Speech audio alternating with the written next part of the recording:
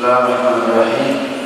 Assalamualaikum warahmatullahi wabarakatuh. Waalaikumsalam warahmatullahi wabarakatuh. Alhamdulillah rabbil alamin wa bihi nasta'in wa ala umuri dunya wa din. Wassalatu wassalamu ala asrofil anbiya'i wal mursalin sayyidina wa maulana Muhammadin wa ala alihi wa sahbihi ajma'in. Wala hawla wala quwwata illa billahil aliyyil azim.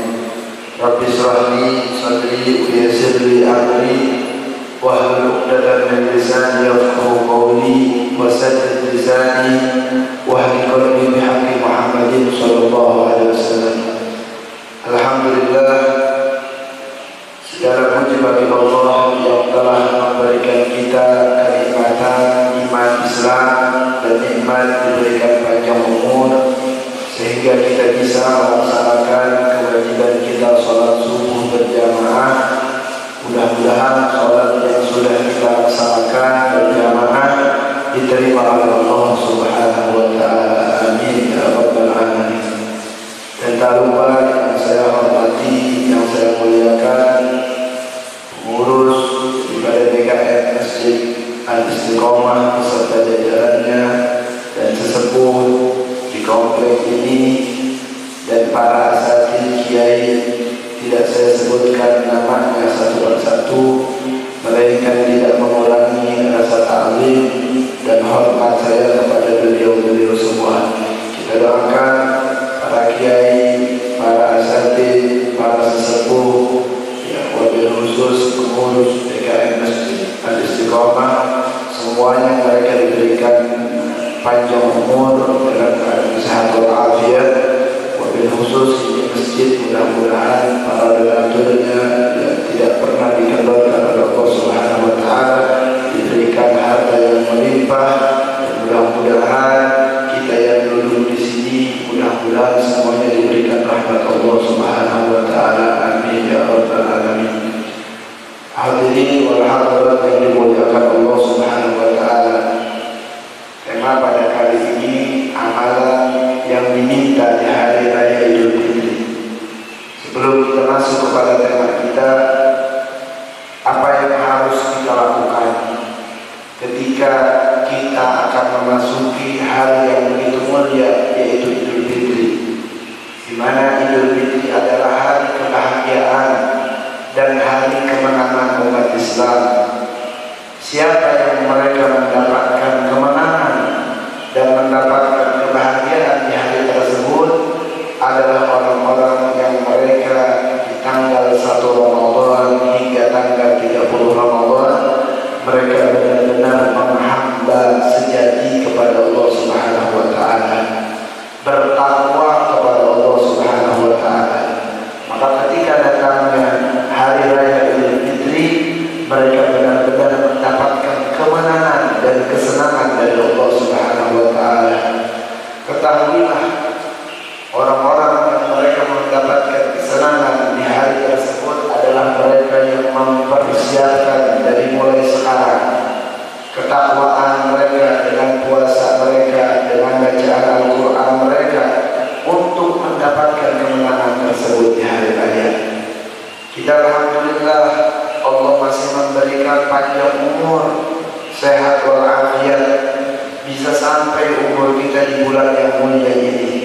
Sampai hari ini, sudah sampai detik ini masih diberikan kesehatan oleh Allah Subhanahu wa Ta'ala. Coba kita lihat saudara-saudara kita, ya, bahkan umat muslimin wal muslimat, mereka ketika masuk bulan Ramadan di hari ketiga, ada yang di hari keempat, bahkan di hari ke-10 mereka dipanggil oleh Allah Subhanahu wa Ta'ala. Akan tetapi kita diberikan panjang umur. Untuk apa kita diberikan panjang umur dalam keadaan sehat ini? Melainkan untuk menghamba, yaitu beribadah kepada Allah Subhanahu wa Ta'ala. Wa ma khalaqtul jinna wal insa illa liya'budun.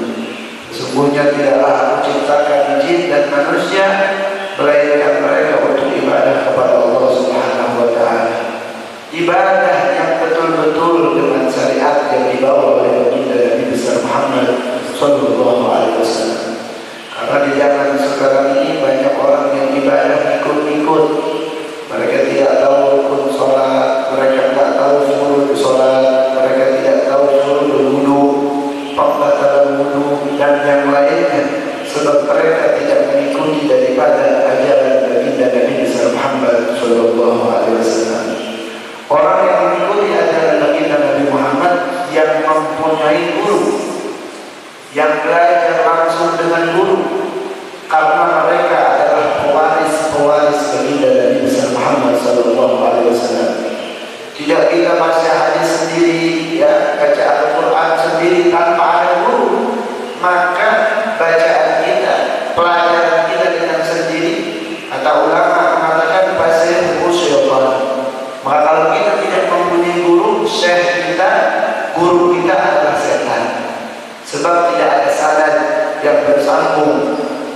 kepada baginda Nabi Muhammad sallallahu alaihi wasallam.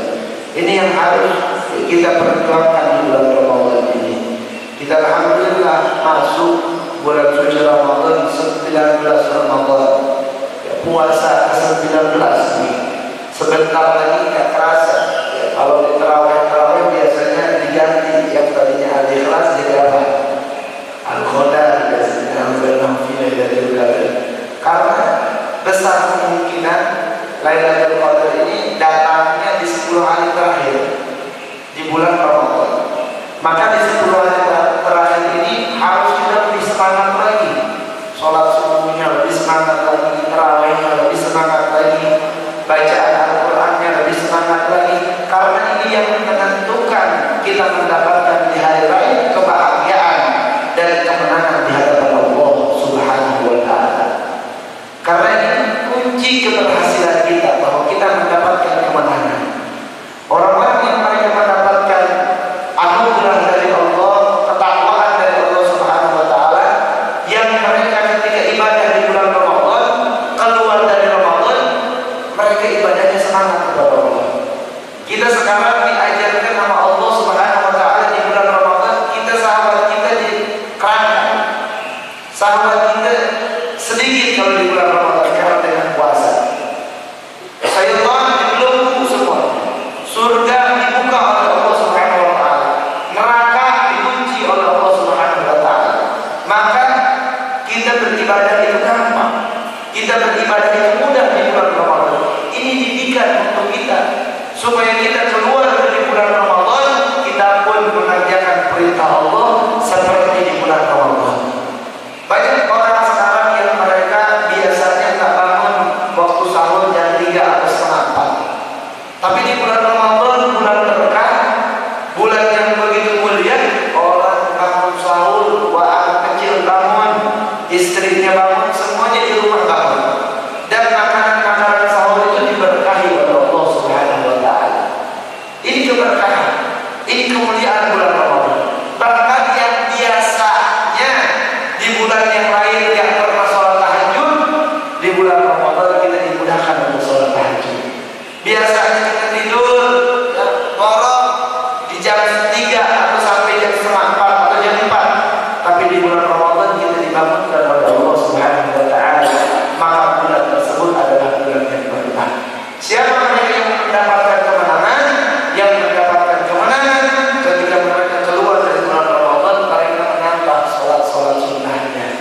Mereka menambah daripada sholat sunnah rawatib mereka.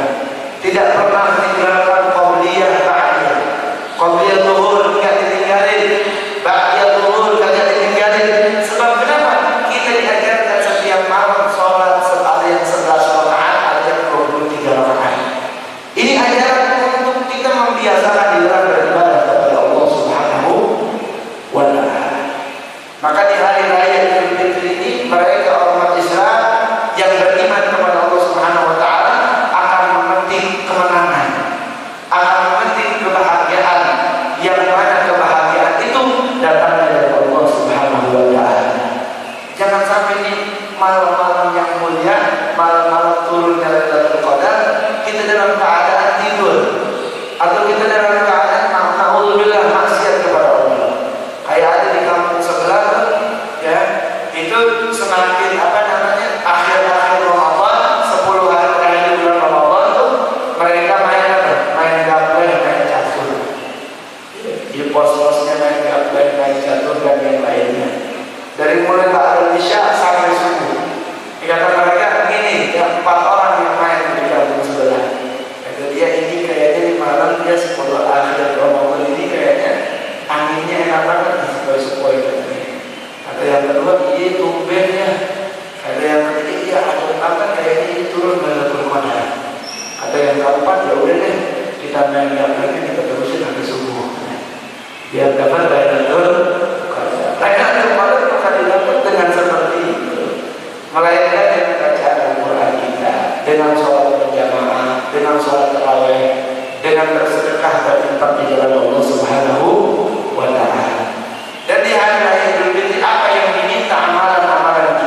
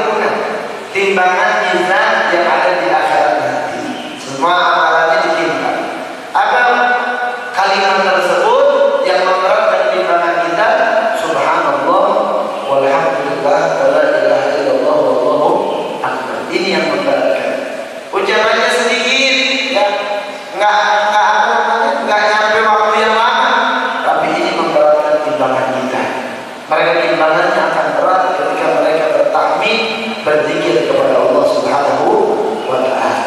Dan ingat, orang yang banyak zikir ini ya mereka bakal mendapatkan ketenangan. Ya zikir, baca la ilaha illallah sebanyak-banyaknya, baca subhanallah. Makanya itu disunahin kalau sebelum sholat subuh masih ada waktu buat menunggu imam, itu baca subhanallah bihamdihi subhanallahil azim astagfirullah, subhanallah bihamdihi subhanallahil azim astagfirullah. Bacanya 100 kali. Kalau imam belum datang atau belum waktunya untuk sholat jamaah, itu baca seperti itu. Itu sunnah yang pernah Nabi Muhammad tidak pernah tinggalin bacaan tersebut. Kemudian baca doa faza dan yang lainnya. Dan ketika berzikir kepada Allah, ada satu sahabat Ibn Zubair, Ibn Jubair, Usama bin Jubair radhiyallahu anhu, dia sahabat Rasulullah SAW. Beliau ini kalau di bulan Ramadan ya setiap 3 hari sekali menghafalkan Al-Quran. Jadi 3 hari menghafalkan Al-Quran, 3 hari menghafalkan Al-Quran. Coba kita tanya apa ini, kita udah menghafalkan Al-Quran belum sampai sekarang tanggal 19 Ramadan? Kita cinta sama Al-Quran, sekarang ada lagi banyak turun Quran. Ya, mereka udah belum menghafalkan Al-Quran. Jangan sampai ini bulan Ramadan lewat kita menghafalkan Al-Quran. Sekali aja kita hafalkan Al-Quran. Setiap hari 1 juz, sebulan 30 juz, maka kita bisa hafal Al-Quran. Jangan sampai kita hafal Al-Quran di bulan yang mulia ini. Rugi orang yang mereka di bulan yang mulia tidak menghafalkan Al-Quran. Itu Usama bin Zubair radhiyallahu anhu menghafalkan Al-Quran setiap 3 hari sekali hafal Al-Quran. Imam Syafi'i radhiyallahu anhu setiap hari itu 2 kali hafal Al-Quran. Pagi ini bacanya ya, kemudian sorenya khotam, malam baca, paginya khotam. Begitu. Saya dulu pernah 1 kali ngatamin Al-Quran dalam 1 hari itu mulai jam 7 pagi, kelarnya itu jam 8 malam, itu baru hafal Al-Quran. Seumur hidup 1 kali ngatamin Al-Quran dari mulai jam 7:30 waktu itu sampai waktu ba'da isya. Itu dihafalin 1 hari Al-Quran. Insya Allah kita bisa. Yang penting ada kemauan. Ya, Al-Quran itu 1 hari bisa hafal Al-Quran. Ada kemauan, ada keinginan di dalam menghafalkan Al-Quran. Waktu itu saya 1 kali seumur hidup menghafalkan Al-Quran. 1 hari tidak kemana-mana, fokus sholat zuhur berjamaah, balik pergi ke kamar, makan sedikit, baca Quran lagi. Asar begitu juga, maghrib begitu juga, isya begitu juga. Jam 8 kelar alhamdulillah 1 Al-Quran. Seumur hidup 1 kali. Sampai sholat kita habis, enggak apa-apa. Yang penting kita bisa menghafalkan Al-Quran. Karena bulan Ramadan adalah bulan turunnya Al-Quran, mukjizat yang diberikan kepada baginda Nabi besar Muhammad sallallahu alaihi wasallam. Kitab yang diberikan kepada Nabi besar Muhammad sallallahu alaihi wasallam. Ini Usama bin Zubair pernah mempunyai penyakit kaki. Penyakit kaki dia. Punya penyakit kaki yang harus diamputasi, penyakit nggak bisa. Wahai sahabat, kalau ini nggak diamputasi, ini nggak bisa, wajib dipotong kakinya. Akhirnya dia itu sering zikir, baca Quran, baca sholawat kepada Rasulullah. Ketika dioperasi apa yang terjadi? Ya, kata dokternya disuruh minum yang bius pakai khamar zaman dulu para sahabat. Jadi biusnya pakai minuman keras. Kata sahabat Rasul, wahai dokter, saya nggak biasa minum ini, haram. Nggak apa-apa, ini cuma minum doang biar lupa ya, biar nggak terasa ketika dipotong ini, ketika diamputasi. Karena zaman dulu nggak beda dengan zaman sekarang, canggih alatnya. Dulu nggak pakai pisau, pakai gergaji. Yang motongnya seperti itu. Akhirnya kata beliau, saya potong ketika saya berzikir kepada Allah Subhanahu wa Ta'ala. Nggak usah pakai minuman keras bius seperti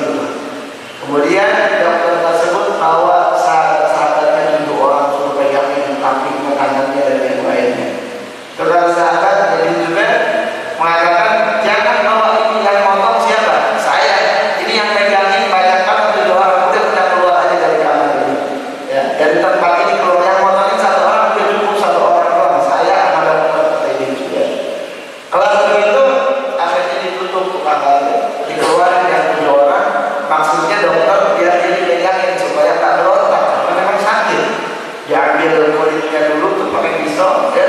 Udah kelar, nanti tulangnya udah kelihatan putih, tulangnya digergaji. Itu seperti itu. Kata dia, bin Jubair bilang sama bin Jubair, jangan potong kaki saya ketika muka saya memerah. Artinya saya berzikir, membaca zikir, dan ketika saya membaca zikir di pertengahan zikir tersebut kamu potong dulu, silakan. Akhirnya dia baca zikir, la ilaha illallah, baca alhamdulillah. Kemudian udah memerah, udah lama, setengah jam, langsung mulai diambil kulitnya. Dia nggak ngerasain sakit karena lezatnya dia berzikir kepada Allah Subhanahu Wa Taala. Makanya orang yang meninggal, kalau dia sering zikir selama hidupnya, dia nggak akan merasain sakaratul maut. Makanya manakala ada orang yang mengucapkan di akhir wafatnya itu la ilaha illallah, dan kalau dia maka dia akan masuk surga. Tidak mungkin seseorang bisa wafat dalam keadaan membaca la ilaha illallah kalau dia tidak dibiasakan membaca la ilaha illallah. Ketika memerah, mulai kulitnya diambil. Udah kulitnya diambil, dokternya itu wahai sahabat, siap-siap nih, tinggal tulang ini badannya. Tulangnya diberkahi pelan-pelan. Ambil dia mengatakan hasbi, hasbi, la ilaha illallah, la ilaha illallah, terus sampai tulangnya kelar dipotong pakai jari.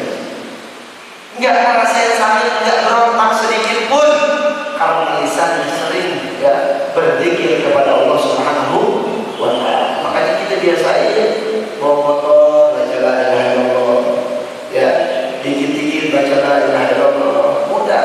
Alhamdulillah, makan baca alhamdulillah, ya baca lagi astagfirullah, ya baca hasbunallah wa ni'mal wakil, ni'mal maula wa ni'man nasir, baca kali-kali Allah Subhanahu Wa Taala. Selesai itu dipotong, dan kemudian kata dokter, wahai sahabat, ini darahnya ngalir, darahnya mengalir banyak. Oh, darahnya keluar banyak. Terus bagaimana?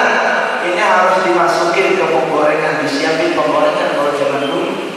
Jadi kalau di operasi itu jangan sahabat Rasul dipotong kakinya, darahnya masih banyak ngalir, harus dimasukin ke apa? Ke penggorengan. Udah mendidih, udah panas. Dimasukin kakinya, udah kelar dipotong, dia mengatakan la ilaha illallah sampai dia pingsan pada saat itu. Dan setelah pingsan, akhirnya orang memotong kaki tersebut dengan apa namanya, berzikir kepada Allah Subhanahu Wa Taala. Kita kalau dioperasi jantung pasangin pakai begituan ngeri juga ya. Kita kalau orang hamil tuh, ibu-ibu tuh yang mau lahirin di sesar begitu, bacanya udah dong, nggak usah pakai jus-jus suntikan, baca aja kita la ilaha illallah. Kira-kira bagaimana? Karena kita ya keyakinan kita, jadi kita kepada Allah kurang beda dengan para sahabat. Artinya dengan cerita ini banyakkan kita berzikir kepada Allah Subhanahu Wa Taala. Di hari Idul Fitri, di malam-malamnya itu manfaatin. Kalau dulu di Mekah pun, kalau sudah Idul Fitri di pesantren-pesantren, bahkan di halaqah-halaqah itu duduk nih, takbiran itu duduk di malam tuh pada Isya, dia punya halaqah sendiri-sendiri. Di malam takbiran itu pada pegang Al-Quran semuanya pada pegang Al-Quran. Nanti baca takbir dulu, Allahu Akbar, Allahu Akbar, la ilaha illallah, Allahu Akbar, walillahil hamd. Sampai situ nanti baca satu ayat. Satu orang ke satu ayat baca takbir lagi. Satu orang baca satu ayat Al-Quran baca takbir lagi. Itu sebagian di Mekah, khususnya di Rusyaibah sama di Sarasintir itu di tempat saya pondok, itu bacanya seperti itu. Jadi ada halaqah di setiap malam sama ada makanan begitu sambil makan. Baca Al-Quran satu ayat, baca takbir. Baca Al-Quran satu ayat, baca takbir 3 kali. Begitu. Ya, mau bapak-bapaknya, ibu-ibunya bikin halaqah. Ya bikin lingkaran begitu 7 orang, ada yang 10 orang.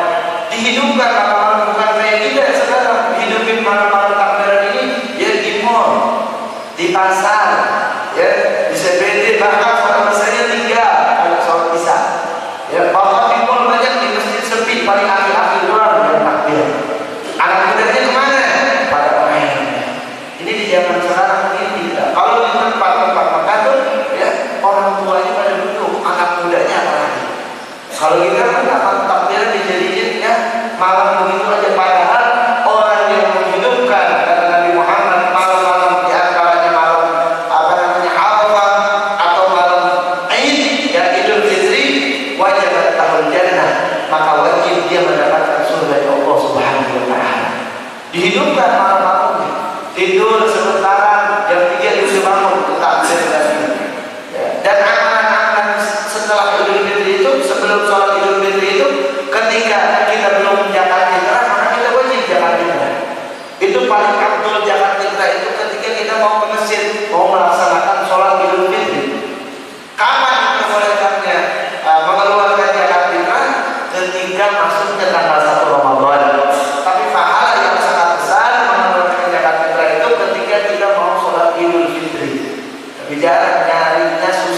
fakir miskin ya, udah pada pulang kampung. Tapi sekarang kayaknya nggak pada pulang kampung. Pulang kampung didenda 100 juta ya. Mendingan buat bangun rumah. Ya, mendingan buat istri kita hirangin ya, daripada buat bayar begituan. Ini apa? Anak-anak ketika kita sholat subuh itu kalau di Mekah tuh yang dikerjakan orang-orang soleh itu mereka makan kurma setelah sholat subuh, udah dirit, udah doa, itu pada makan kurma. Makan kurma tiga butir tuh, sama minum syahid, teh. Kalau nggak kopi, ya, karena sunnah. Kalau sholat Idul Fitri itu kita harus makan dulu, beda dengan sholat Idul Adha, itu sunnah. Nabi Muhammad pun begitu, makan kurma ya, minum teh, kelar baru nanti mandi, sunnah kita mandi. Makanya ada 7 sunnah yang harus kita amalin, yang harus kita laksanakan sebelum kita sholat Idul Fitri. Yang pertama, makan sebelum sholat Idul Fitri. Itu makan dulu, ya, makan makanan sunnahnya yang manis. Kalau nggak ada kurma, pakai yang manis, teh manis, ada aja terserah. Itu sunnah. Yang kedua, nanti mandinya pun ini sunnah. Ya, sunnah mandi buat hari raya Idul Fitri, buat sholat Id. Dan kemudian kita memakai pakaian yang bagus, yang paling mahal mana pakaiannya, dipakai tuh ketika hari raya. Jangan di hari raya kita beli pakaiannya buat pakaian apa, jalan-jalan doang, buat ke taman, tapi buat ibadah kita beli. Sunnah kalau Idul Fitri ini pakai pakaian yang bagus terus. Jadi nggak punya duit. Kalau nggak punya duit, jangan dipaksain, nggak boleh bukan. Ya, tapi kalau orang yang ada hartanya, ada rezekinya, beli mukenanya yang baru, beli bisa yang mahal, beli yang mahal, sarungnya beli yang BHS, ya, yang ada mahal. Setahun sekali, gamis, pakai gamisnya Haramain yang bagus gitu kan. Ya, pakai itu buat sholat Idul Fitri. Biar apa? Biar kita mendapatkan kesempurnaan di dalam melaksanakan sholat Idul Fitri dan mendapatkan kebahagiaan dari Allah Subhanahu wa Ta'ala. Dan kemudian terus pakai wangi-wangian, pakai minyak wangi yang bagus, minyak wanginya. Yang kalau kita pakai di sini, hampir semua kecium wanginya. Ada nggak kira-kira? Ya, minyak wangi yang bagus, pakai minyak wangi. Ya. Kemudian pakai siwak, ya. Sunnah pakai siwak, siapin siwaknya, hari ini 10.000 pakai. Itu siwak tuh luar biasa pahala. Makanya kalau orang-orang di Mekah lihat aja, kalau kita pernah umroh atau pernah haji, itu di Mekah itu pada pegang apa, kayu. Itu bukan kayu sekarang, itu namanya siwak. Ya, siwak itu kalau sholatnya 2 rakaat, pakai siwak jadi 70 rakaat. Pahalanya besar nggak kira-kira? Terus tapi belinya malas, mendingan beli apa namanya Jisamsu, ya, udang-udangan atau rokosin sekarang yang benar. Kalau itu mah ada usah disuruh dah, itu mah udah kebutuhan. Padahal yang pahalanya banyak, kalau rokok kan hukumnya makruh ya. Kalau siwak ini hukumnya sunnah, kita pakai ada pahala. Ya, kalau rokok ada pahala, nanti hukumnya makruh. Tapi subhanallah ya, di kantong itu kita sudah ada kan. Rokok itu ada pasti. Kalau siwak itu pasti lupa. Karena amalan-amalan yang apa dikerjakan oleh kita Nabi Muhammad Sallallahu Alaihi Wasallam. Siwak itu sunnah. Terawih apalagi itu 11 rakaat bisa. Di sini 11 rakaat di sini. 11 rakaat itu pakai siwak 70. Banyak banget pahalanya di sisi Allah. Sebenarnya umat muslim ini, umat Rasulullah itu umat yang istimewa. Umurnya pendek, Sittin Ausakin 60 atau 70, 80 jarang. Beda dengan umat dulu. Umat dulu umurnya 900 tahun, bahkan ada yang 1000 tahun umurnya. Makanya Nabi Ibrahim alaihissalam diminta itu umur 80 tahun. Kita kalau 80 tahun baru diminta bagaimana gitu?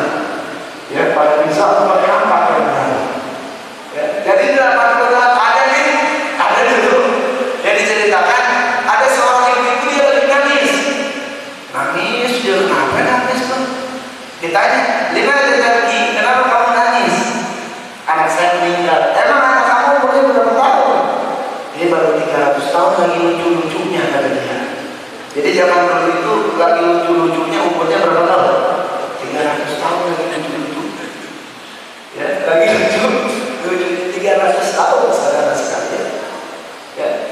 300 tahun lagi lucu-lucunya, ya, lagi senang-senangnya tuh ibu, meninggal. Ya 300 tahun lucu. Kita kalau 80-60 tahun tuh lucu apa kan? Lucu apa kan akan lokal? Wah, kisut ya. Udah yang lain ya. Itu 300 tahun masih lucu-lucunya, ya. Jangan dulu. Makanya Pak, ada kata Nabi Muhammad nanya sahabat, ya Rasulullah, mereka ibadah bisa 1000 tahun kalau umurnya. 1000 tahun berarti pahalanya banyak. Kita bisa ngalahin ibadah mereka enggak? Kata Rasul, bisa. Pahala kita akan lebih banyak dari mereka yang hidupnya 1000 tahun, 900 tahun. Dengan apa? Dengan mendapatkan Lailatul Qadar. Inna anzalnahu fi lailatul qadri wa ma adraka ma lailatul qadr. Lailatul qadri khairun min alfi syahr. Tanazzalul malaikatu war ruhu fiha bi rabbihim min kulli amrin salamun hiya hatta lailatul. Untuk dapat 1000 bulan pahala. Kita kalau ketemu 1000 bulan itu sekitar 83 tahun atau 80 tahunan. Jadi kalau kita dapat Lailatul Qadar di bulan Ramadan, kita dapat ibadah seperti ibadahnya orang yang 80 tahun ibadah. Jadi satu kali dapat Lailatul Qadar dalam 80 tahun kita dapat pahala dari Allah Subhanahu wa taala. Ibadahnya seperti ibadah orang yang 80 tahun. Kemudian kalau kita 10 kali aja dapat Lailatul Qadar, udah 800 tahun kita ibadah berarti ngalahin umat terdahulu. Makanya umat Nabi Muhammad ini walaupun umurnya pendek-pendek, nggak ada yang nyampe 200, 150, ada nggak yang nyampe sekarang? Ada. Paling ya saya punya kakek umurnya 115 tahun masih hidup sekarang. Tapi kan itulah, udah sakit-sakitan dia dan lainnya. Ya, penyakitnya silih berganti dari kaki ya ke dada pindah ke kepala, itu banyak penyakitnya. Udah kombinasi penyakitnya udah banyak banget. Ya, tapi umat dulu mereka umurnya panjang-panjang, 1000 tahun, ya, 900 tahun. Ini daripada kemuliaan umat Rasulullah Shallallahu Alaihi Wasallam. Dan sudah kemudian ketika amalan yang bagus itu, ketika salat Idul Fitri itu kita jalanin dari kompleks sebelah sana lewat sini, pulangnya lewat yang lain, itu sunnah begitu. Jadi awalnya misalkan lewat nomor 19 kita keluar, pulangnya jangan lewat situ lagi, muter lewat sini, itu sunnah. Ya. Jalan sama baliknya beda jalan, muter. Itu sunnah bagi Nabi Muhammad Sallallahu Alaihi Wasallam. Supaya banyak pahala. Makanya ada tuh yang diamalin sunnah-sunnah Rasulullah di Palembang. Di Palembang itu kalau sudah Idul Fitri itu dia jalannya bisa, asalnya jalan bareng dari sana. Nanti pindah dia jalannya muter-muter ke rumah orang, muter-muter ke jalan yang lain, nyampe ke rumah masing-masing. Dan kemudian amalan-amalan yang baik itu ketika Idul Fitri kita berziarah, bersilaturahmi ke saudara kita, ya, ke sanak famili kita, ke tetangga kita, saling mengucapkan keselamatan atau minal aidin wal faizin, atau mohon maaf lahir batin, supaya kita Idul Fitri fitrah, dibersihkan dosa-dosa kita oleh Allah Subhanahu wa taala. Dari ujung kaki sampai ujung rambut bersih dosa kita. Biar nggak ada yang namanya dosa nempel di punggung kita. Semuanya hilang di hari tersebut. Makanya hari itu adalah hari yang mulia, hari kebahagiaan bagi umat baginda Nabi Muhammad Sallallahu Alaihi Wasallam. Makanya terus sekarang ibadah kita sungguh-sungguh. Terus beribadah kepada Allah. Terawih jangan malas. Ini biasanya negara jangan terawih dulu sekali. Ini kalau ada yang begitu ikutin setan, ikutin iblis, udah nanti kita nggak terawih selamanya. Terawih kita mumpung pahalanya dilipat gandakan oleh Allah sampai 70 kali lipat dari Allah Subhanahu wa taala. Bahkan sholat sunnah diberikan pahala wajib berbanding Allah. Ayo persiapin, semangat ya, jangan puasa banget ya.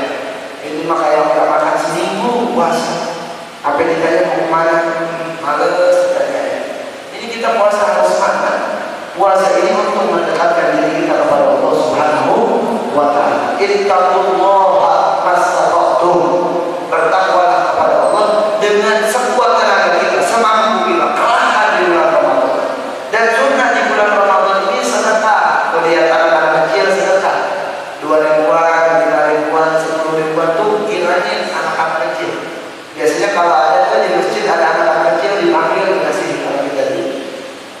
ibu itu anak-anak kecil karena hari kebahagiaan.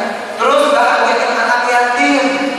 Jangan lupa kita punya tetangga anak yatim, datangin ke anak yatim. Apalagi anak yatim yang hidupnya sendiri, ibu bapaknya yatim piatu, kagak ada, bapaknya kagak ada, ibunya kagak ada, yatim piatu. Itu harus kita santunin, kasih dia 100.000 berapa kita punya duit. Karena Nabi Muhammad SAW dulu selesai daripada Idul Fitri, Nabi Muhammad lewat di satu jalan, itu ada anak kecil lagi ngerunduk, ya anak kecil lagi nangis. Anak kecil lagi nangis. Ini kan hari kesenangan, hari kebahagiaan. Kenapa dia nangis? Harusnya kan Idul Fitri, pakai baju baru dan yang lainnya. Ini bocah nangis. Wah, Rasulullah, dimana kita pergi awal? Kenapa kamu menangis, wahai anak? Dia ngerunduk aja. Jadi dia nangis, mama kejar bilangnya begitu. Kata dia sambil nggak lihat Rasulullah, dikira bukan Rasulullah. Wahai Tuhan, kata dia, saya nangis, saya teringat amal ibu bapak saya mati dalam keadaan syahid perang dan sekarang mereka tiada. Mereka gugur di medan perang jihad fisabilillah ya Rasul. Ya wahai Tuhan, kata dia. Bagaimana saat aku nggak menangis di hari ini? Aku nggak ada ibu, aku nggak ada bapak. Begitu lihat anak-anak yang lain mereka senang dengan ibu bapaknya, saya nggak ada ibu, nggak ada bapak. Wahai Tuhan, gimana saya menangis? Ya. Seketika itu Nabi Muhammad SAW menangis juga melihat anak tersebut. Sampai kata Rasulullah, angkat kepala kamu. Ya, apakah kau mau saya menjadi orang tuamu? Anak tersebut memeluk Rasulullah dan mengatakan, uridu ya Rasulullah, aku mau menjadi anakmu ya Rasulullah. Makanya Rasulullah mengatakan, ana wa kafilul yatim. Saya itu dengan anak yatim seperti ini, telunjuk di jari tengah, berdekatan, fil jannah, di surga. Makanya Rasulullah itu senang anak-anak yatim, dengan anak-anak yatim. Ya, nggak pernah Rasulullah tentang anak yatim. Bahkan Rasulullah jadikan ya orang tua anak-anak yatim. Rasulullah kasih baju, Rasulullah kasih pakaian, Rasulullah kasih harta yang buat itu anak yatim. Karena ini hari kegembiraan. Maka kita sebagai umat mengikuti yang ada dalam diri Nabi Muhammad, perjalanan yang dicontohkan oleh baginda Nabi Muhammad Sallallahu Alaihi Wasallam. Cari anak yatim. Walaupun satu, Ustaz itu anak yatimnya, ya istrinya udah nikah lagi, bukan janda, nggak apa-apa. Gimana kita mau nikahin bapak-bapak di sini kan? Udah aja, santun. Ustaz saya mah pengen nikahin, izin dulu sama istri, boleh apa enggak? Nggak boleh. Takut satu balik jangan begitu. Kalau udah diizinin sama gini, ya udah bismillah. Ya ibu-ibu nih, kalau pengen masuk surganya di pintu yang mana aja, izinin suaminya nikah lagi bodoh besar nih. Racun ini mah. Ya kalau izinin begitu, insya Allah masuk surganya di pintu mana aja. Sebab apa? Sebab susah mengikhlasin suami nikah, susah banget. Susah banget ya. Apalagi di zaman sekarang, zaman sulit. Walhasil Nabi Muhammad ngasih anaknya disantunin anaknya. Janda udah santunin juga. Saya masih senang sama janda-janda kamu. Aku anak yang dulu, baru ibunya. Ya, Rasulullah itu senang dengan janda dan senang juga dengan anak yang yuhibbul yatim wal armalah. Senang dengan anak yatim dan senang dengan janda-janda. Maka ada janda-janda dikasih. Sekarang besok ada janda di tetangga saya. Ya, ini mah dipilih jandanya, ya. Yang agak cakepan baru bisa pilih.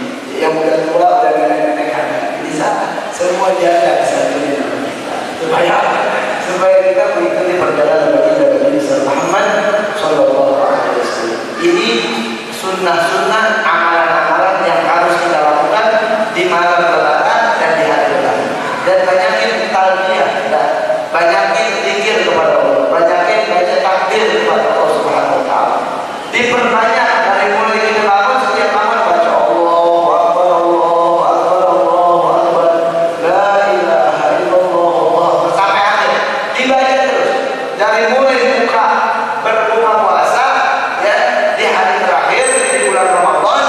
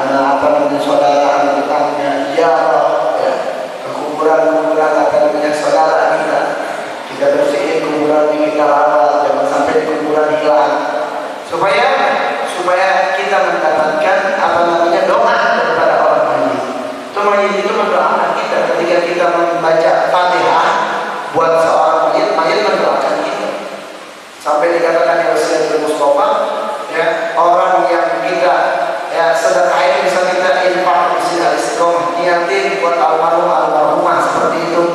Itu orang yang ada di dalam kubur kira, dia bahagia, melebihi kebahagiaan ketika ada di dunia. Pernah dia bahagia di dunia, disedekahin melebihi daripada kebahagiaan tersebut. Dirahmat dan didoain sama orang kubur.